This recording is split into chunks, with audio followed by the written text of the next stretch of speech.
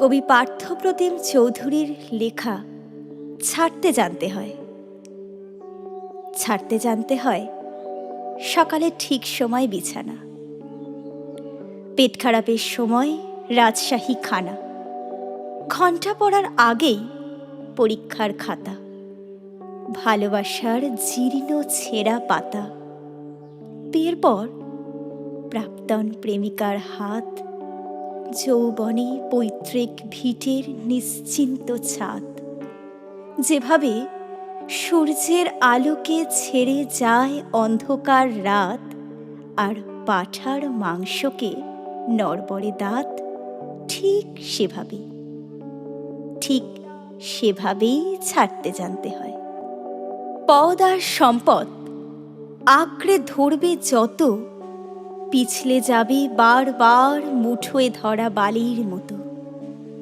তাই সময় থাকতে ছাড়তে জানতে হয় কাকা, কারণ তাবেদারের দল ফিরে চলে গেলে এ পৃথিবীতে তুমিও সবার মতো বিলকুল একা।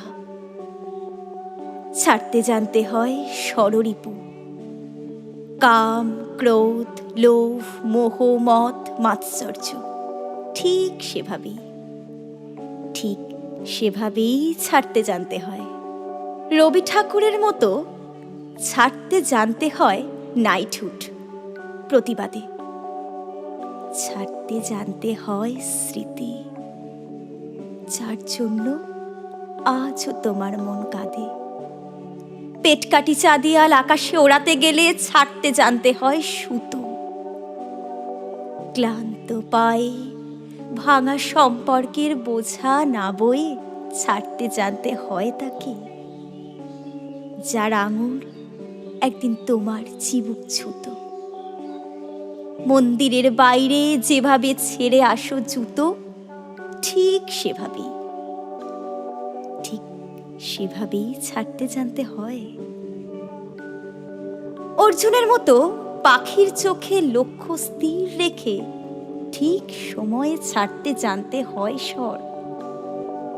আর চক্রবুহে যুঝতে গেলে সেভাবেই ভয়কে জয় করতে হয়।